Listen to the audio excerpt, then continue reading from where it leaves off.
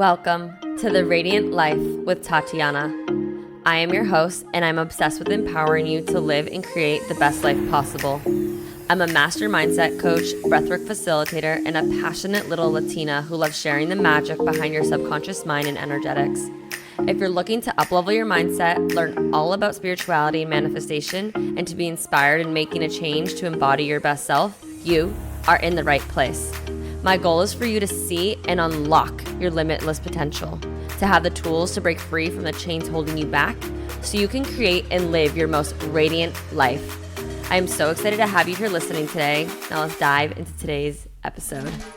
Hello, loves, and welcome to the Radiant Life podcast. Today's is a special episode that is going to leave you feeling so empowering and connected. I had the privilege to interview Mélanie who is the founder of the Femme brand. She is known for her unique approach to feminine leadership and wealth energetics.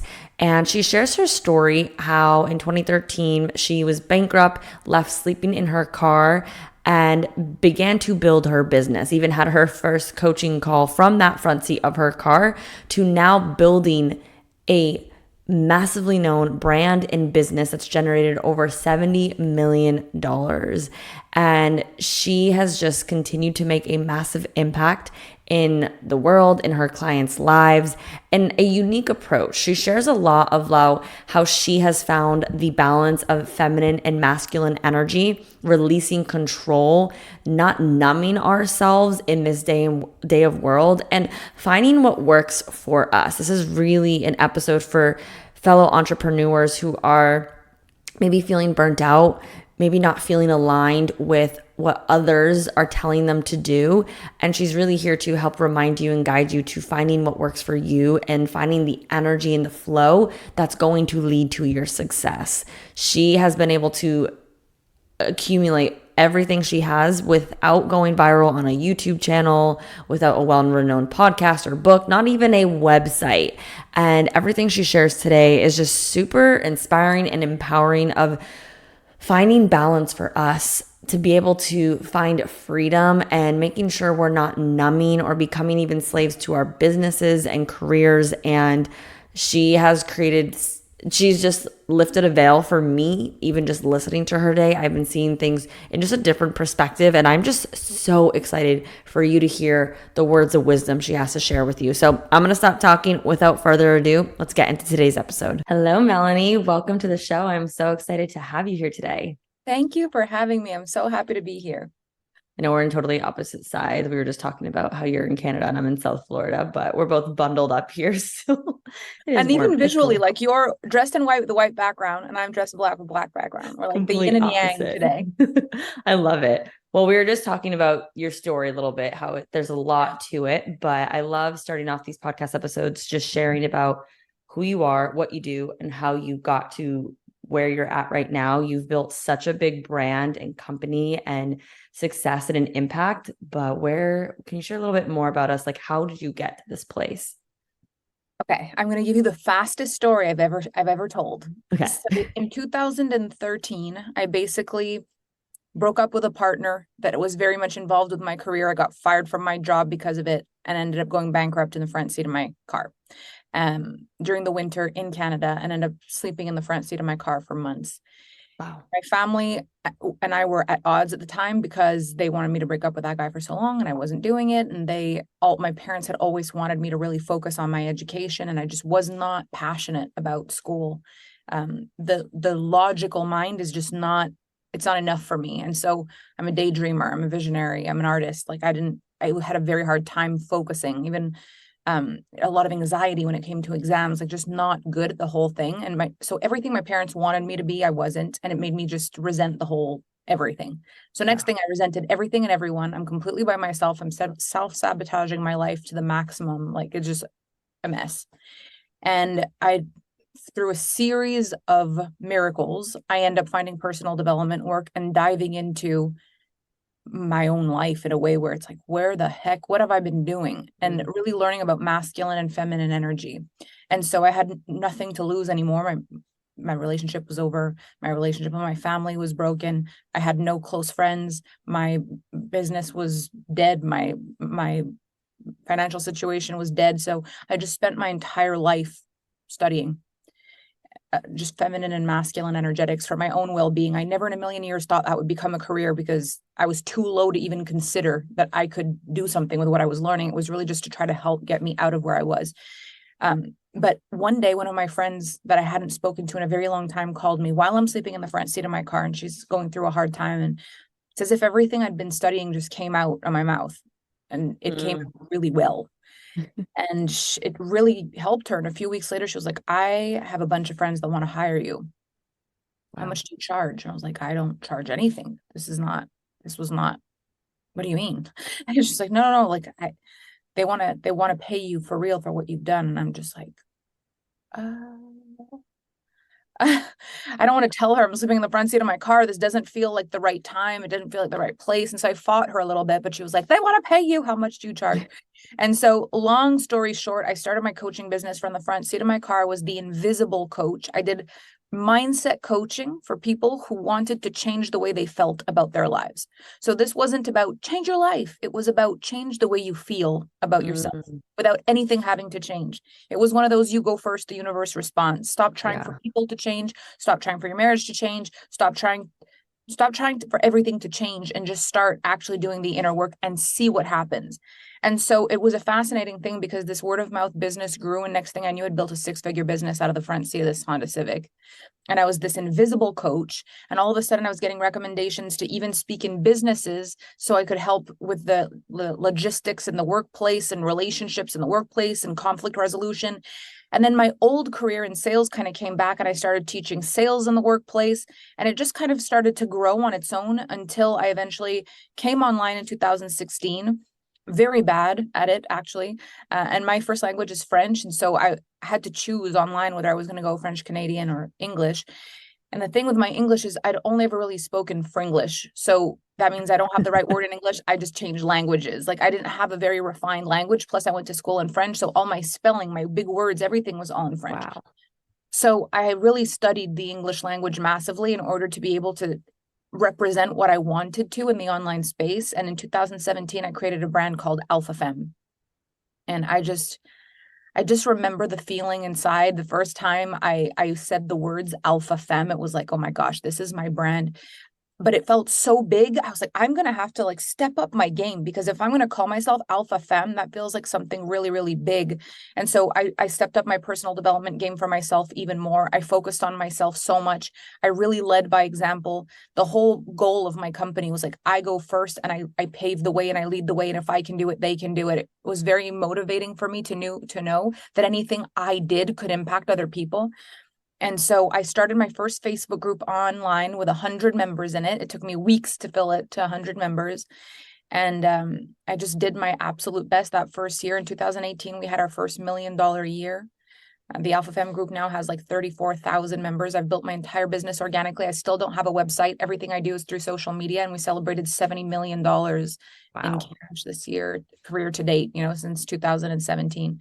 So it's been the craziest journey, but it's all been one step at a time in a very, very human way. Like I haven't all of a sudden become a genius at funnels or web, websites or ads or anything like that. It's the same thing. It's connecting to people. It's talking to people. It's sharing my story, and it's sharing what I know. And I think the results just speak for themselves. And now I am where I am. Wow. That's so impressive. And I think that like really unpacks that.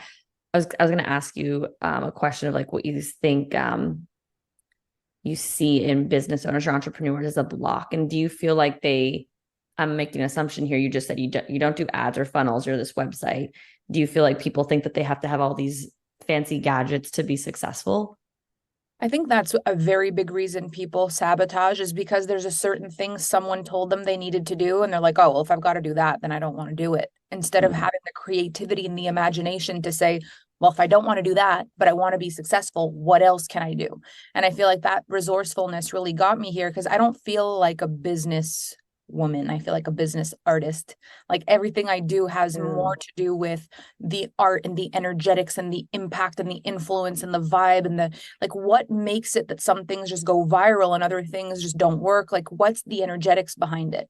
And so I came in with this art of business perspective where I was like, would you write a song just because someone told you to, or if you're an artist, you stay true to your work. And so you've got to find your business art. You've got to find the thing that makes you tick. And I do think a lot of people will just be like, well, if I'm going to leave a job I don't like just to be an entrepreneur, to have freedom, just to then have to do what someone else tells me, shouldn't I just keep my job? So I do think that sabotages a lot. The other thing I think sabotages is the fear of massive responsibility. I feel like a lot of us don't want to be responsible for everything. There's also a big fear in masculine and feminine energetics about finding love and finding a partner, and saying, people don't love to have a super powerful woman. Like they want a soft woman who's, they don't want, it's intimidating and this and that. I work a lot with my clients on the magnetic energetics and polarity and magnetism in relationships, so that your relationship stays thriving even when your business stays thriving. Because the stories in the past were successful women single at the top, and that's just not what we want. Yeah, like you can have both. You can be successful and have a thriving relationship and family. I feel like it's even it's actually better. It gets to be even better that way, because you're fulfilled and you're passionate and you're happy and you're expanded, and you don't do everything for someone else. You do it for me, for you, for us, for me, for my marriage, for my family, for me, for my kids, for my family. Like everything, it's like it becomes like an ecosystem. Everything self-fulfills, everything self-regenerates, and you end up having a very full life. Yeah, it's fulfillment. I feel like one of the main purpose here in life is relationships and love, and like, yes, career, but like you said, you don't want to be a slave to your career, to your business, especially if you left the 9 to 5. Exactly. If you left for freedom and you've put yourself in a cage, misunderstood the assignment, and it's okay because it happens to so many people, but then it's like, oh yeah, okay, so where do I go from here? And pivoting at any point is so important. As soon as you realize you've built a cage, pivot. Yeah. Speaking of the word pivot, I've spoken to a lot of people lately. I feel like they're going through pivots, and I may even be going through one myself, but like, what would you say has supported you in pivots, or how do you support your clients? Like, what advice would you give them? Because there can be fear in there, right? That's the fear of the unknown. Like, will this pivot support me? Is it right? How would you handle that if a client was coming to you, or what would you say you've done in the past? I feel like the reason I have the company I have is because I've been willing to pivot over and over and over again. I've been willing to change and course correct anytime I feel like it's right, instead of fearing like, oh, but I've come this far doing this, so what if I change and it all falls apart? It's like, I came this far doing what I felt was right. And so if I continue doing what's right, it's going to keep working. It's not what I did that got me here. It's how I felt when I was doing it. It's the feeling that it was right. And so if I block that feeling because I think it's what I did that got me here, I'm going to stay stuck. And so I actually feel like, especially for women, the ones who've really had long-term success in any careers are the ones who've reinvented themselves many times, even in the music industry. You see people with a whole other identity, a whole other vibe. They reinvent themselves, they relaunch, and it's like, oh, this vibe, this is a new wave of personality, of identity, of style, of energy. And it's like, we've got to give ourselves the right to do that, because I feel like most of us actually have so many different kinds of dreams that are attached to different identities. And the feeling that you've got to pick one is quite restrictive. Like when you're little, they tell you can be anything you want. Yeah. But the only way you can be anything you want is to be many things throughout your life. So have a season where you're this, and then have a season when you're that, and then have a season when you're that, and have every kind of life within your lifetime. I think that's the greatest fun of this whole thing. Yeah, I love that. I always tell people, I'm like, we're here to grow and evolve. And like, if we're just the same person doing the same thing like that is boring. My grandfather always said, I fell in love with like 5 different women's of like your grandmother. Like even in relationships, like we're meant to change. I love how you said the seasons. I love that. So you've built, I think a lot of it comes to like just that trust and confidence in yourself. Like you said, like if I've done it before, kind of, I can do it again. And it's not worth it if you're not in alignment. I also think it's like, I'll be okay. Because of the way my journey went, I am so grateful that I actually manifested my greatest fear, because had I not, I'd probably still be fearing it. And so realizing I could survive the thing I feared the most just kind of made me realize, well, I'll be okay. And so instead of always managing the risks, I'm managing the rewards. It's like, this could go wrong, yeah, but then I'd be fine. But what happens if it works? Like the what if it works and what if it doesn't is just it's like a millimeter apart. Yeah. But if you focus on what if it works in your life, the things you create are endless. If you focus on what if it doesn't, it's constant questioning, constant, wait, let me think. It's like, there's a million reasons it might not work. But then are you willing to take the chance if there's a chance you can win? Yeah. Can you build that courage? Yeah. Like people will stay in the known, which could be hell, versus taking a step into the unknown, which could be like heaven and like everything they ever wished for.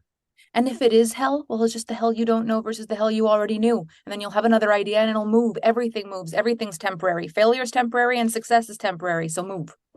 Yeah. Oh, I love that. So when you were in, you said sleeping in your car in the front seat and you were taking those first calls where they were asking you, how much do you charge? Was there a sense of imposter syndrome or uncomfortability as you were stepping into this new version of yourself? And how did you handle that? Well, this is a whole circumstantial thing, but while I was sleeping in the front seat of my car, something really traumatic happened. And a first responder on site actually gave me a card, a business card of this energy person. Oh, And wow. she charged $100 and I had no money. I was sleeping in my car. I had no food. I was rationing gas to stay warm. Like I had no money. So it took me a while to gather up the $100. I was just choosing that over food. I was choosing that over a night in a motel. I was choosing that, I just gathered this $100 and I went to see this person. And it was the most ridiculous thing I had ever experienced at the time. First of all, I did not really know the world of intuitive psychic. Like I didn't know anything about that. And so I arrived at this person's house. She was in the middle of moving. She was like, I'm so sorry. There's boxes everywhere. We're going to have to do the session in my bedroom. I was like, I'm dying here. Like, that's it. That's the end of that. I'm like sitting on her bed in my head. I'm like, what the hell am I doing here?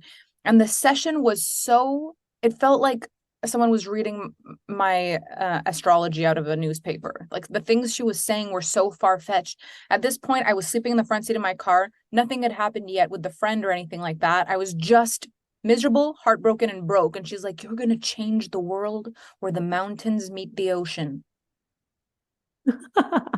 I'm like, okay, what ocean? I'm in the middle of nothing, Canada, where there is no ocean anywhere. Like, what ocean? She's like, I can't tell you that. I said, oh, well, that's great. How do I get there? When is it? And she said, I see that you're there when it happens. It's like, okay. So there was a bunch of little things that she said that just made it all feel a little too silly. And I left so mad. I ripped up the card. I was so mad and I felt like I'd wasted $100. And so when they asked me how much I charged, I thought if I'm sleeping in the front seat of my car and I can pay a charlatan $100, then anyone can pay me $100 because I know I actually care. And if I did good because this person told me it made a difference for her, this is the most integral number. She was moving. She was a hot mess. Well, I'm in my car. I'm a hot mess. It just felt like I was willing in my situation to spend that so it can happen. Yeah. And in the end, the woman ended up saying all kinds of things that ended up happening in my life that I realized years and years later were like, oh my God, this actually happened. Oh my God, this actually happened. Like when the pandemic hit, my sister, my fiance, and I were in Hawaii and we got grounded there. We had rented this incredibly huge mansion for like 4 days for photo content and stuff. And it was while we were in there that they shut the island down. No one comes in, no one goes out, no hotels available, no Airbnbs, no nothing. And so if we didn't stay there, we just had nowhere to live. And I had to make a decision to stay there. And it was like thousands of dollars a night at this point. And we were not successful like we are now. I was terrified. And my sister just looked at me because I've told her this story eventually. And you're going to change the world where the mountain meets the ocean. She's like, look where we are. And we were literally in a cliff where the mountain met the ocean. And she said, what if we make it a self-fulfilling prophecy? What if while we're here, we take Alpha Femme to the next level? And that's what we did. We ended up saying, okay, it's not like it happened by miracle. We just made it happen. We said, what if we really take the brand to another level? And I took this ownership of my brand. And I was like, I am the one that helps people that help people. I'm the one that's going to hold the energy for all the creatives, all the visionaries, all the entrepreneurs that are struggling in this season. Like I am the one. I'm doing this. And we really focused on the brand, on the execution of everything that we were doing. We created amazing masterclasses, and my brand went from like 6-figure months to $1 million months like that after that decision. And so it felt like a self-fulfilling prophecy. And I look back at that moment now where I had no idea what I was going to do. And this woman saying to me, you're going to change the world where the mountains meet the ocean. Me being like, well, what a waste of money. And in hindsight, it being the storyline that created a huge wave in my business. So it all worked out, but that's why I didn't feel like an imposter, because I was like, if she can charge that, I know that I'm going to do good by my clients for this amount. And that's how it started. I love that. I love that because I speak to a lot of women who they're here, they're service providers, right? Like, and they want to help and give, yet they feel that imposter. But I'm like, they judge themselves for asking for money in exchange. I'm like, but you're here to do a service, but you need to be able to live and you need to be able to provide. And I think if your heart is in the right place and you're in integrity, you're just making up stories in your mind, really. I think this is one of the feminine energy wounds, like one of the women wounds that we have is like, we don't want to charge for something that's effortless for us. Mm-hmm. This is a gift. How do I charge for something that happens so freely for me? But when you think about it, top sports players are gifted and they make tons of money. Top artists are gifted, they make tons of money. You know, if you could choose, you go to the hair salon and your hairstylist is like cutting your hair one strand at a time, like, please don't move or I'm going to cut your ear off. This is very hard for me. Or you go and this person is literally drinking an espresso, cut, talking to everybody, and your hair's just perfect when you leave. Which one do you feel more safe with? The gifted one. You don't want the one with the ruler where you can't move or else she chops your ear off. Like, wait, this is really difficult. I've studied a lot to make this perfect. Please don't move. I feel less safe with this person than the one who's not even looking and who trusts herself. And so I feel like we in a masculine energy paradigm where it's all about the evidence and the logic and the credentials, we do feel like there's something to prove in order to be paid. But in the feminine energetics and in the business art, you pay the artist, and the artist is the one that's gifted. And so you get paid because you're gifted. And that's an incredible thing because people will pay even more for a gift than they will for a craft, which is kind of wild. And so a lot of women are underpaid just because they've never really seen it that way. Yeah, that is so on point. What was that a deep wound for you, or do you feel like it sounds like you did a lot of studying around masculine and feminine energy? Do you feel like, first question is like, do you feel like you had a good balance of that before you started studying it, before you actually knew what it was growing up with like? No, I had a very masculine energy before because I was the older sibling, younger brother, younger sister. My parents went through bankruptcy when I was like 12 and I just stepped in like a third parent. And it really did shape my life. And I feel like I'd already been appointed the helper. The minute my brother was born, it was like, okay, you're now the helper. And I took that on with pride. I was like, I'm the big sister. I like this role.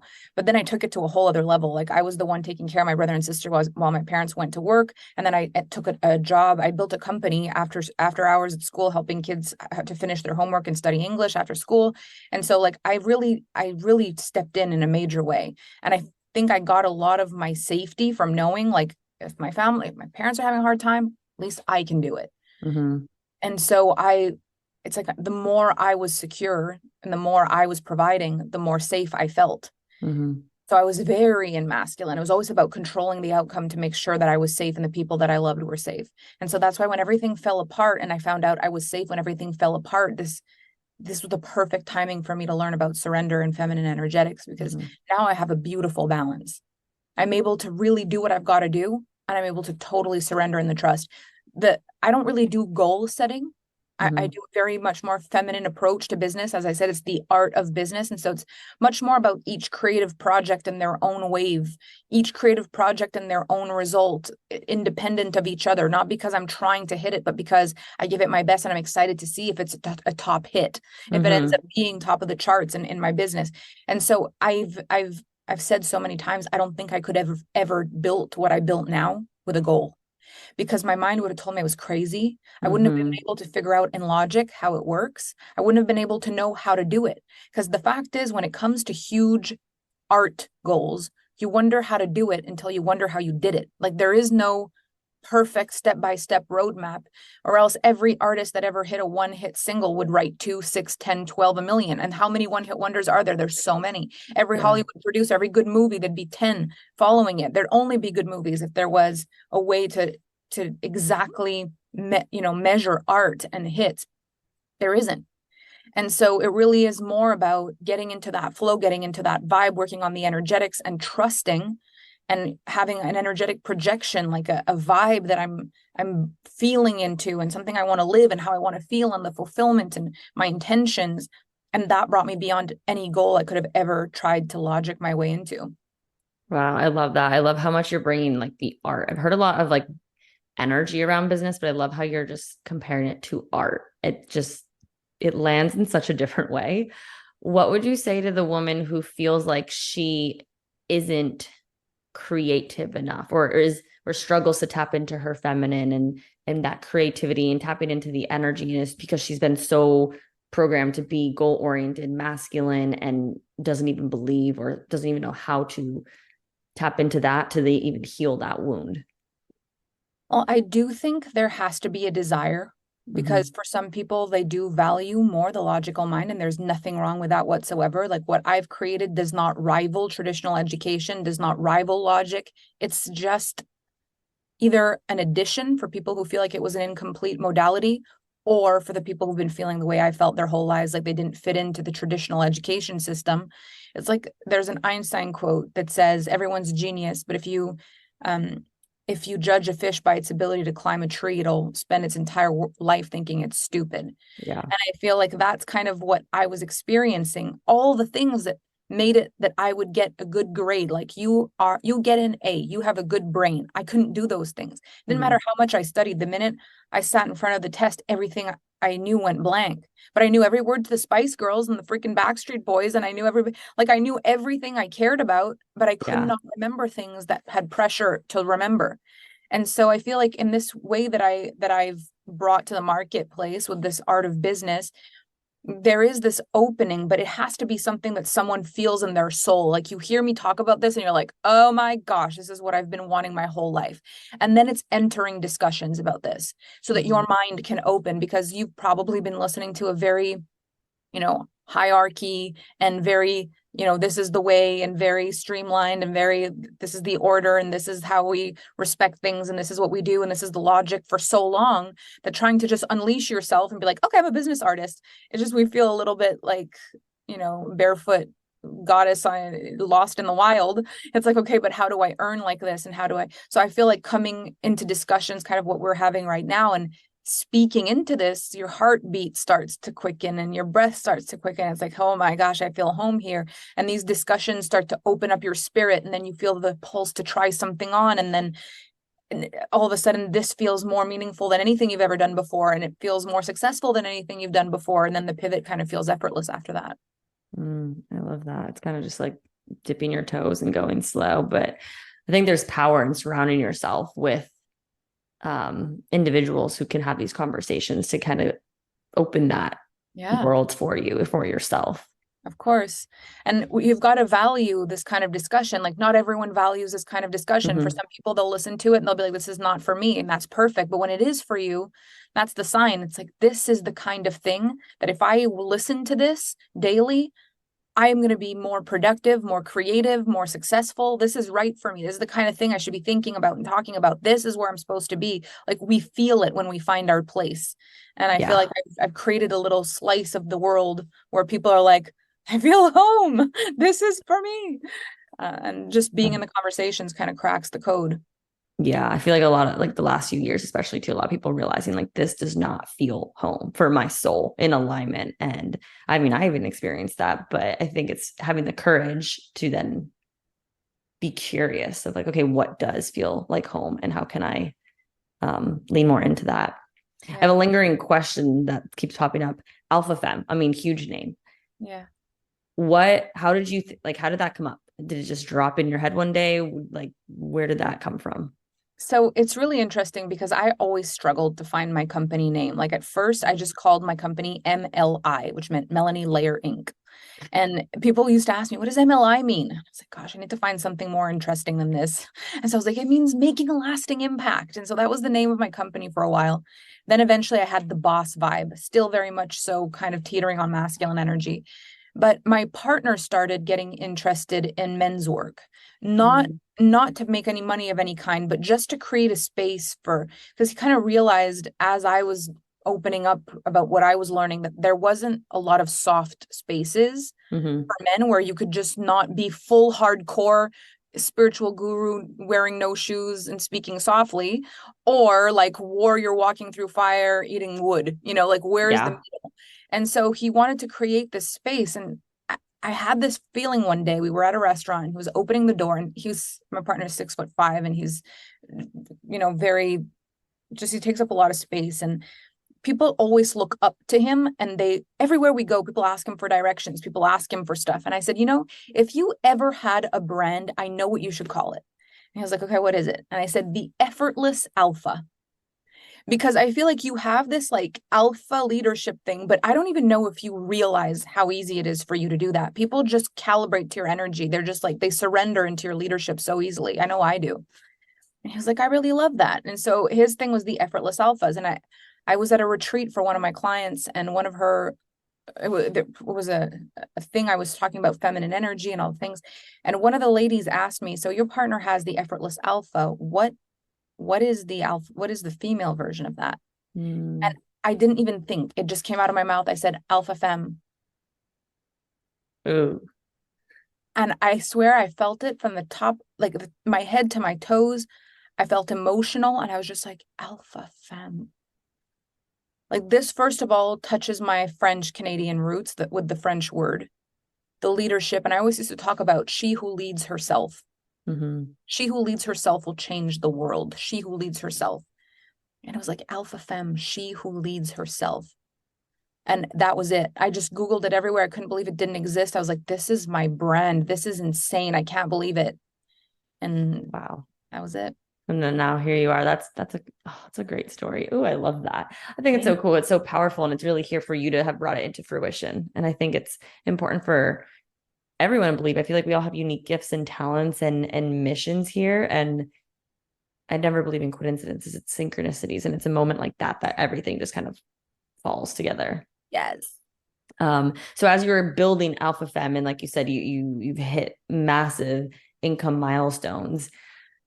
How did you ever have struggles like receiving that amount of either recognition, like as your community and following grew, or especially financial like thresholds? And because I've noticed self-sabotage can come in, like you said, like women not feeling comfortable charging what they charge, but also hitting like the next milestone, whether it's 100,000 followers and then they just like freak out, or it's that 6-figure, 7-figure mark. Did you ever find struggle in receiving that and holding that and staying grounded in that? And like, because the success came so quickly for you?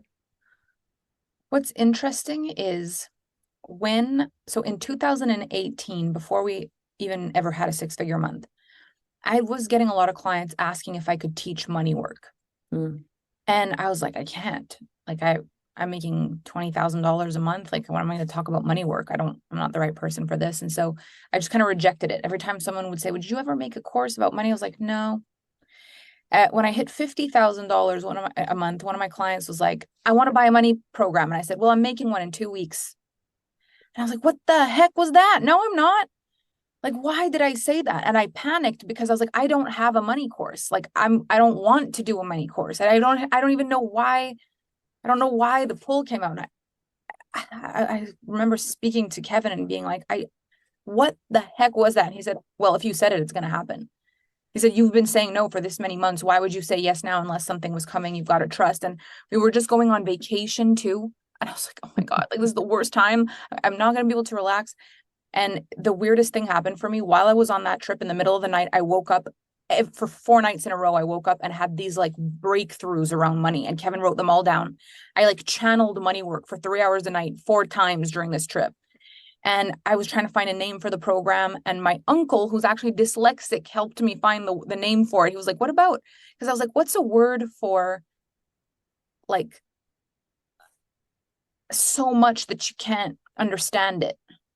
And then there keeps being more and more. And he was like, what about exponential? It's like, how do you have that word up your sleeve? I love it. And so exponential money, exponential abundance, exponential. And he said, exponential wealth. I said, exponential wealth. Exponential wealth. That's it. And so exponential wealth was born, and I started living by what I channeled. Like I started living by the course. And it's taken me everywhere. Like I lead this course every year. Every year I blow my own mind with what else is added, because I keep refining the work every year. but I live by the money work in that course, and I've been able to accept graciously every penny that's entered my life.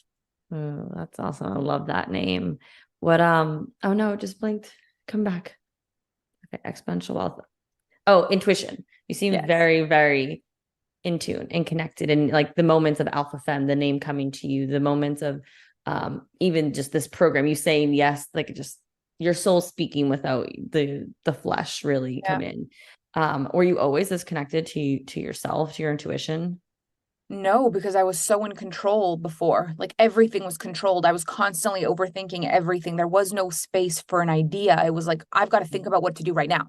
So everything was masculine energy. The first time this really happened, that I had a feeling like this, when I was, you know what? That's not even really true. When I was a little kid, this is kind of woo woo, but it doesn't matter. When I was a little kid, anytime I had money, what I wanted to buy for myself, we'd go to like the Sunday fair and I would buy crystals. Anybody who ever sold like old crystals, I would buy those. And I remember I used to have like really crazy feelings about them, and I used to keep them all. I used to keep them in a little clear box, and I used to fill the box with a little, you know, those little white bits that come in the envelopes that they put in shoes, Yeah. like little packages of, I don't know what that stuff is. I don't know what it is either. I'd fill the box with those little packages so that they would not crash together. And then I would position all my little crystals in this stuff. And I carried this box everywhere. And then one day on the bus, a girl saw it and she asked me what it was. And I told her, and then they called me a witch. And I got so sad I threw them all in the garbage when they were picking on me one day. But back then I used to have a lot of intuitions. But then after that moment, I like shut the whole thing down. And so later on in life, fast forward, I'm sleeping in the front seat of my car. I have no money. I can't numb my feelings with anything. Like I can't pour myself a huge glass of wine. I can't watch Netflix. I can't call up someone and gossip. I can't, like, there's nothing to do but be with the feelings that I'm having. And I went through a really dark period. Like even one night I thought I was going to have a heart attack. And when I went to the doctors after a few days being in the hospital, they thought I was having a heart condition. They found out, they put me on this treadmill thing. And instead, when I was running on the treadmill, my heart rate was going down. Like my heart was over 200 beats a minute, resting, not moving. Like it was just, and they said, you know, you're struggling with anxiety and depression. We're going to give you this medication. And I was just like, oh no, like didn't know what to do. Should I take the medication? I was reading all the side effects. And like, obviously I don't, this is not a conversation about whether people should or shouldn't take medication. But the first feeling I got was like, don't take this. Yeah. And I was like, why? Why not? Like, if this is going to help me. But it was like, it was so clear, don't take this. But then I knew I was going to struggle. Like, I knew I was just going to be sad. Like, I knew I had anxiety and depression. I was going to have to ride the waves of these heart palpitations. I was going to have to go through these really lows and know that it wasn't real. It was just my mind. And so I went through a lot of emotional highs and lows during that time, and learning to ride the waves of my own emotions and being like, I'm okay. Like, I'm okay. I'm okay. I'm okay. And there's certain things that came through for me at the perfect time. Like I remember this like melody that came into my mind when I was really having a hard time. I would put my hand right on my chest and just like on this pace. And it was like, I would say, I'm okay. I'm all right. I'm okay. I'm all right. And if my heart would beat really fast, I'd just do it as fast as my heart did. I'd like sync it up to my heart. So like, I'm okay. I'm all right. I'm okay. I'm all right. Like really fast. And then I'd try to calm it down. And eventually there was this song that came through for me. It was just, it was like a chant. Like, I'm okay. I'm all right. And eventually it became, we're okay. And I don't know why that happened, but there was a shift where it felt like I was speaking to my little self. And so I used to sleep in my car. It makes me emotional, but I used to sleep in the front seat of my car, like kind of scared about everything, but I'd just lull myself to sleep going, we're okay. We're all right. I can't even do it. It's gonna make me cry. Wow. And so there's these like songs and these sentences that used to come through for me right at the perfect time, you know, and help me through things. And one night I had this like out of body experience, is the only way I can explain it. I had a really bad down that night, and I was crying like a little kid, you know that. Oh yeah. And I'm like over it. I'm over crying. I'm done. And I'm sitting in the front seat and I'm looking up through the sky roof of my car. Obviously it's the glass, but I can see the snow falling and it's catching the lights in the parking lot. And I'm looking up and these huge snowflakes are passing in front of the skylight, in front of the lights. And I catch one from way up high and it's like I'm watching it dance and fall slowly. And I got this overwhelming feeling of heat in my body. And just like joy, like gratitude. And all of a sudden, the tears I was crying changed. Instead of them being sad tears, they were just like, wow, tears. I don't know how it happened, but it was like, I just felt like something happened to me. Next thing, I felt like I could see the car in the parking lot, and I could see the parking lot, and I could see it was like this weird feeling I got. And I started writing after that night, like massive transmissions started coming through for me. And I wrote things, texts that I still post on my social media today that came through for me during that time. And I started it's like, was it the lack of food, the lack of sleep, the overcrying? Like, am I losing my mind or am I tapped into something? I don't know. But I was like, if it's coming through me, it's probably for me. And I just journaled. I have journals from back then that I read sometimes. I'm like, oh my gosh, this is like the Bible of my life. Like, it's crazy how all these teachings became who I am. But that's where a lot of the intuition came through. And then I just kind of knew what intuition felt like after that. It came through when I had nothing to numb it, but then I could recognize it.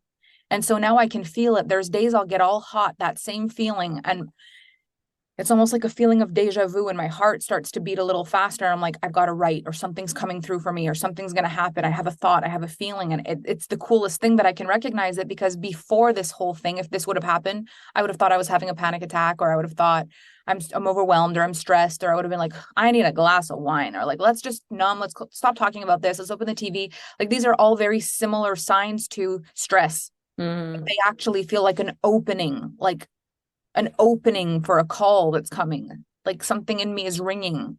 So I would have numbed that before, and now I invite it, and magic comes through for me.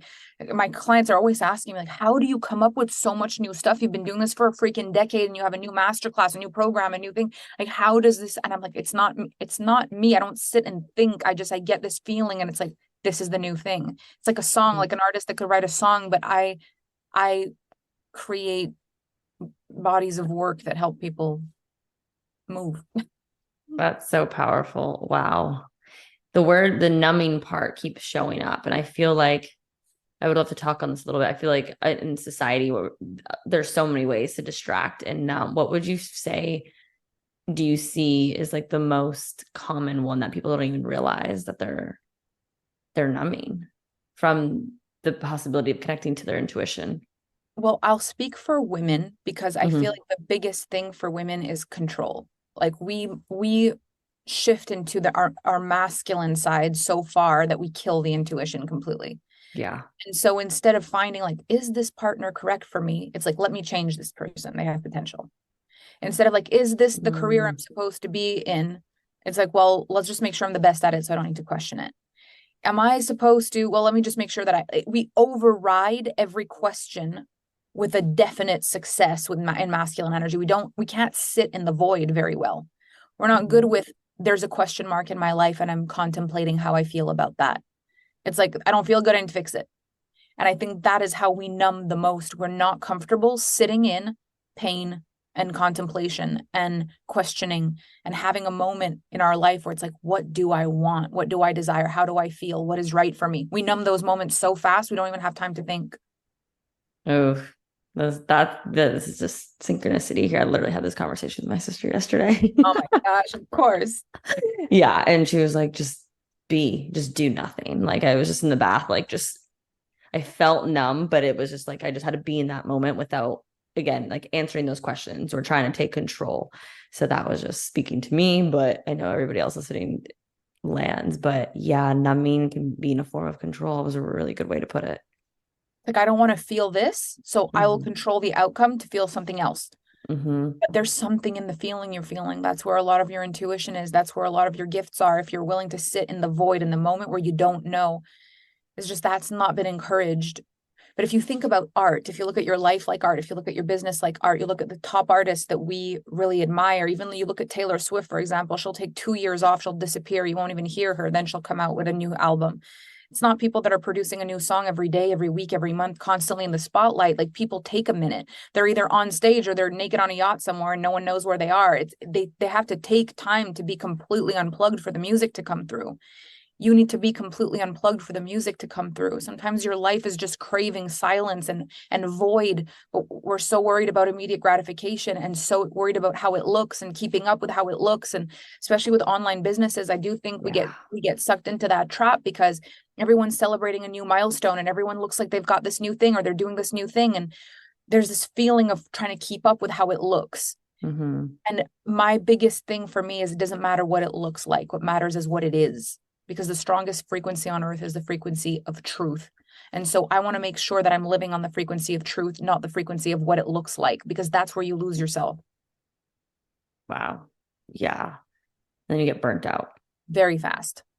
Have you experienced burnout? Or have you had like that intuition to take the time off when needed? Well, I think my burnout was the whole thing of going bankrupt and like the whole my whole life falling apart was like I just let go of everything and I went entirely. I just pooped, like, yeah, the whole thing just crashed. But what I love about leaning into feminine energetics is that you don't override the internal signals. Like, a burnout doesn't happen. You'd be surprised how easily you can burn out. You can burn out from 1 week. You know, people talk about it like it's normal, like, oh, I've got the up level flu. You know, I did so much and now I need to sleep for a month. Like, but the fact is you can have a burnout with 1 week of too much work. You can burn it. It's like you put the toast in for 1 minute too long and it's black. Like, it doesn't need to be too long for it to be overkill, because everything is exponential. And this is what I ended up realizing through the exponential wealth work, is that too much work compounds to too much work, compounds to too much work. Not enough self-care compounds to not enough self-care, compounds to not enough self-care. You don't add stuff, you multiply it.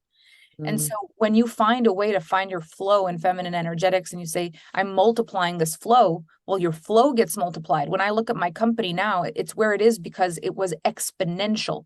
It wasn't a good year plus a good year plus a good year. It was a good year times a good year times a good year. It's exponential. Well, too much work and not listening to yourself and not feeling right and going against yourself, that's also exponential. And so anything you can do in the right direction starts to compound, and everything you can do in the incorrect direction starts to compound also. That's why it's so important to be in tune and to not numb, because if you're numbing it, you're not realizing what direction you're going. Wow. What would you say to those who kind of like rebuttal what you're saying here, and they say like, well, you need to be consistent for the success, or for, you know, you hear all the gurus are like, you need to post on Instagram every single day, and like, which is leading to the burnout and the consistency. I know you're talking about like well, it's about the energy and the flow, but like, what if a client comes to you and they're like, I'm struggling to believe I can be successful if I'm not consistent and if I take a full month off? How do you support them in them finding that trust within themselves if they've never experienced that before? There's so much I could say about this. Like, the first thing is, I do believe that for some people that are programmed with a very masculine structure, that is true, that it's correct for them and they're right. I think the issue is that because that has been what's been primarily respected, people don't even question whether or not that's true or correct for them. And so, yeah, it's true that for some people, consistency is the key. And if they just do the right thing for them over and over and over again, they're going to compound their results. Yes. But if when you do that, you feel not good, stressed, and burnt out, you're not compounding what you're doing. You're compounding how you're feeling. So when a person feels like it's correct to take action every day and they feel solid and they feel disciplined and they feel all these things, it's amazing for them to do that. That's correct. And they're going to turn around and tell people, this is how I did it. And they'll be right. And that's been the model of success for so long. And this kind of circles back to the beginning of our interview when I said, I feel like I don't do what I do to discredit what exists. Yeah. I do it either to support and to say this is as well as, or to say, here's to all the people who feel like they've never been understood, because I did not know how to do that. I couldn't do the same thing all the time, every day. It just didn't work for my spirit. I'm an artist. It comes in waves. It comes through intuition. If it's not good, I don't know how to make it. I don't know how to just go, okay, go create a thing, invent Yeah. something. 1, 2, 3, go. Like, I don't know how to do that. And so for me, I built my business not really, I just broke every rule. But I broke every rule with the desire of finding my flow. And I think that Mm-hmm. some people will still use it as an excuse and be like, okay, Melanie says we can be in feminine energetic, so let me just watch Netflix and drink wine. That's not what I do. Yeah. Like, what are you going to do? Are you going for creativity, for wisdom? Are you plugging into things that really inspire you? Are you looking for yourself? Are you soul searching? Are you bettering yourself? Because that's what I did. Instead of giving myself a super disciplined routine, I went for the artist in me. Like, let me discover myself. But if Mm-hmm. you're just going to take the time off and numb, then no, it probably won't work either. Yeah. Do you have any like go-to recommendations of what worked for you or what has worked for those you've worked with? And because I think it can feel so uncomfortable, like not knowing what to do. Cause like Yeah. you're like, okay, I'm going to take time off. But then it's like my conversation with my sister, it's like being okay being in the boredom, but people just go to Netflix or they go and scroll on social media. And like, that's distracting, that's numbing in a different way, and versus like the soul searching. Has there been any activities that have supported you? Well, I feel like the difference between boredom and freedom are, one is you do nothing and the other one is you do anything. Mm. Oh, okay. Yeah. And so when you're like, okay, I need to stop doing everything because I need to stop overworking, but now I'm bored. So I want to numb the boredom. But if you're like, I am free, like, what do I want to live? And it's tiny little things, but I found a passion for photography. I realized if I can be somewhere beautiful and capture pictures, like my whole social media are the pictures that I take of what I find beautiful. Like, I am obsessed now with photography. I love the way light and shadow appears. I love catching the perfect shot of something. Lighting a candle makes me happy. If I can light a candle and take a bunch of pictures of it, I'm in a meditative state. It's like if I can set up my breakfast beautifully, if I can take the time to cook myself a beautiful breakfast, and cut everything the way I want, and use the plate that I want, and plate it the way I want, and take a picture of my breakfast, that puts me in a beautiful state. If I can go out in nature and take a picture of something beautiful, photography is a huge thing for me. Listening to the right song that really matches my vibe and feeling, sitting next to the fire or a lit candle and journaling, going in the bath and letting myself float and not have to worry that my hair is going to get wet and I've got somewhere to go. Like, I can dry my hair later, have all the time in the world. Let me just sit here and float and think and breathe and be like the things that actually make me feel alive, not numb, I love that. whatever It's like that is. romanticizing life. Well, here's the thing about romanticizing life. My feeling is that we were brought up on love stories and we were brought Mm-hmm. up on what life could be like. And we're waiting for someone to do that for us. But everyone was brought up on those kinds of movies. And the thing is, someone wrote those scripts Mm. and someone told the actors how to act. That's how those movies came to be.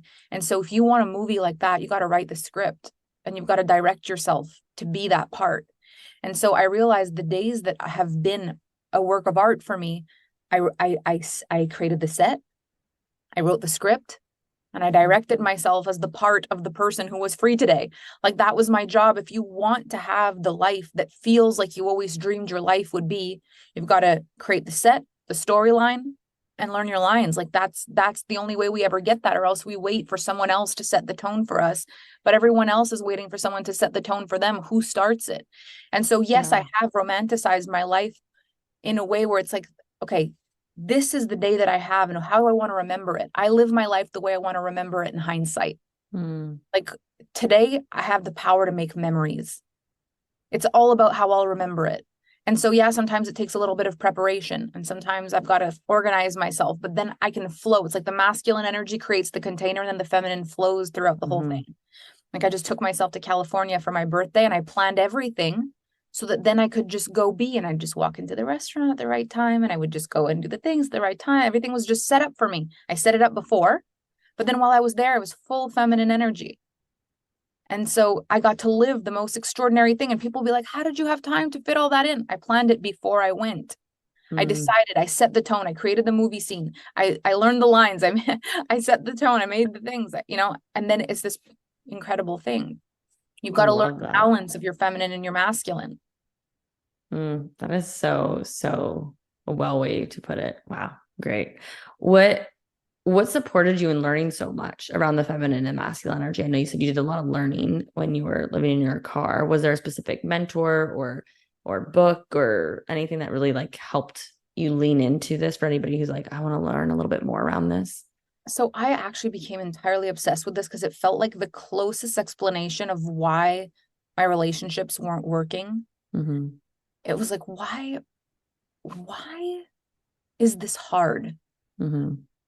And what I realized is that I always thought that taking care of people was a feminine thing to do. Like women take care of people. Mm-hmm. But what I realized is that actually giving is masculine energy and receiving is a feminine energy. Mm-hmm.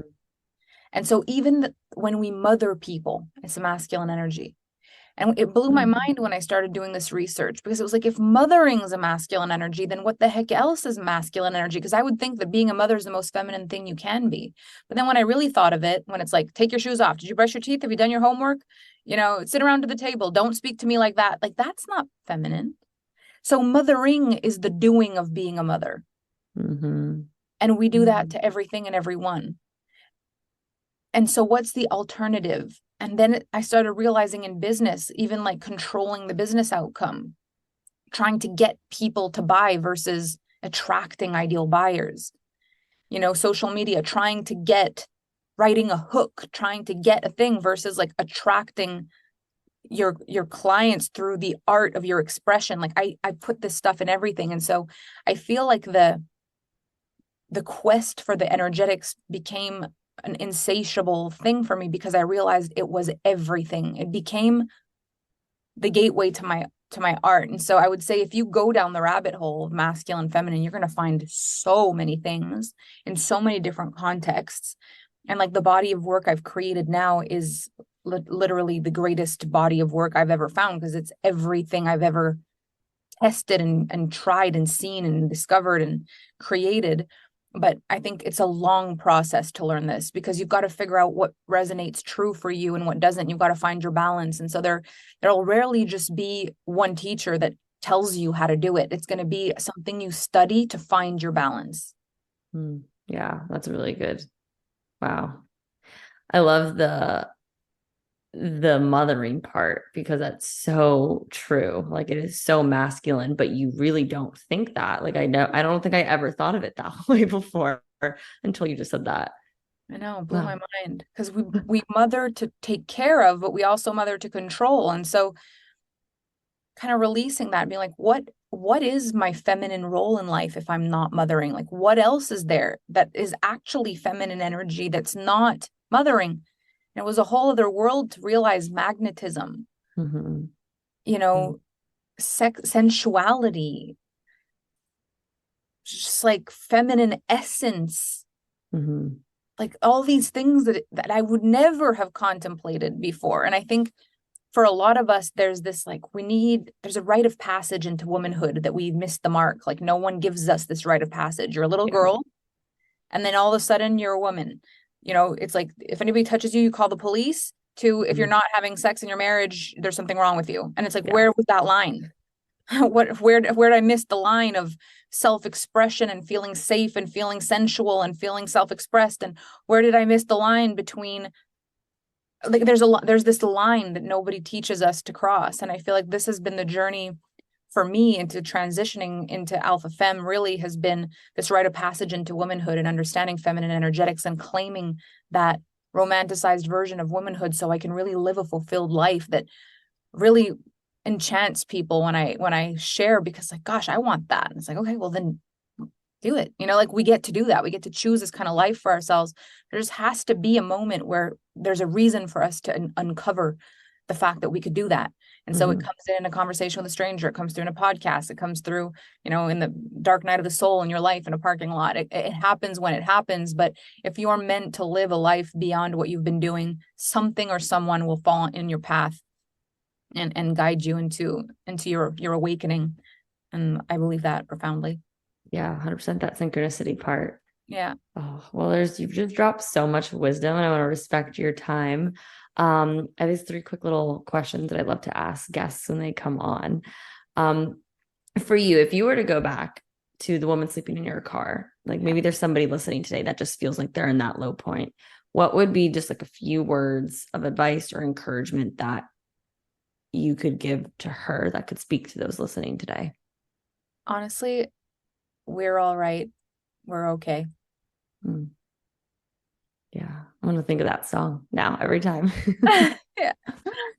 Like it's so simple, but the fact is there's going to be hard times in your life. And if you fight to get out of them, you might think it's the only way out instead of realizing that you will always make it through. And as a matter of fact, if you're willing to like rock the void and know you're going to be okay, you might have the wisest breakthrough of your life.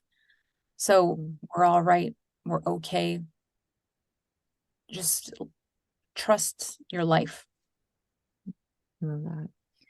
And what would you say have been your top success habits? Well, I mean success, not even just like financial success or recognition, but also like the success in your life of finding that balance of masculine, feminine, being able to be free and live a life that just feels so like juicy and good.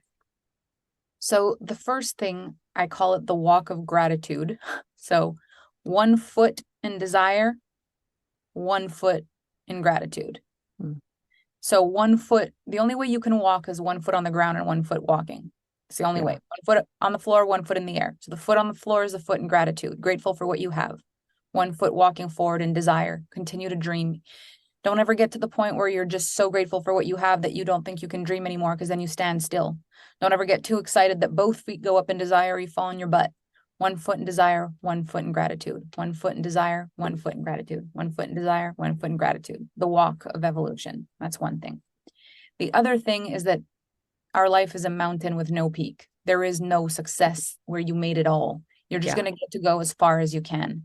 And so it's a mountain with no peak. You go as far as you can up the mountain and you just look at the view at every point. But it's a walk of evolution and growth over a lifetime. There is no peak. You've got to just go as high as you can go, or stay where you want, or go back down, do whatever you want. There is no peak. So just evolution and growth over a lifetime. That has been a really important thing for me. And the other one is just remembering this order: for me, for you, for us. I think a lot of us go for you, for me, or for you, for us. And the me part is so important, because the more successful you become, the more yous there will be in the world, the more people to take care of, the more people to think of.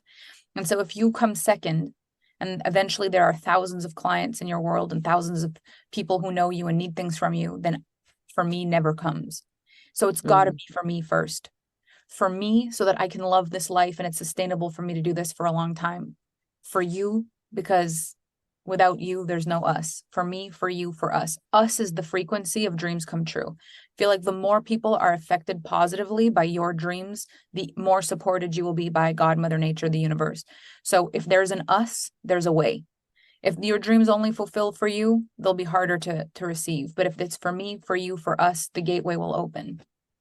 Well, that my old mentor is it ecological, which was that like it's for you, for others, and for the rest of the world. So yeah. Great. So for me, for you, for us. And then you said 6, right? Oh, no, it doesn't have to be 6. I said your top success. Oh, your top 6. Okay. So anyway, with 3. Those are the ones. No, those were great. Thank you. I appreciate it. Wow. Well, this was an amazing episode. Thank you so much just for sharing just so much wisdom. But honestly, for me, it was just able to see things in such a different light. Like you just I don't know, the analogies you used, it supported me in listening to it. And I know everybody listening is going to get so much from this. Where can everybody find you? Where can they learn from you? What do you have going on? If anybody wants to learn how to work with you, yeah, tell us all. So I don't know when this is going to air. Probably in a few weeks. Okay. Before the new year. Okay. So the best way to stay connected with me is on my social media. Because I don't have a website yet, even still. I do everything through social media. So on Instagram, I have Alpha Femme and Mélanie and Layer. And then on Facebook, just my friend's account on Facebook, or my Alpha Femme Facebook group. I do masterclasses. My posts always show what's happening next, which programs are happening. But I have a membership. I have like a program that has all my programs, and I have like a mastermind kind of thing. And those are the 3 ways, but there's also little things and things to plug into, but those are always being shown on my social media. So stay connected, keep an eye out on what I'm doing, And eventually the thing that's right for you will probably go boop and pop show out up at you. Yeah. Awesome. I'll make sure everything's in the show notes, all the links to be able to connect with you. Well, Perfect. thank you so much for just sharing everything that you have. And thank you everybody for listening. Thank you. Thank you for having me. Thank you so much for tuning in today. If you enjoyed today's episode, please be sure to share it with me and write an Apple iTunes review so I can keep the good stuff coming your way. If you aren't already following me, you can find me on Instagram at Tatiana_Kuto. Make sure to tag me in any posts that you share. I love and appreciate you so much and cannot wait to connect with you in the next episode. In the meantime, go out and radiate your light into the world.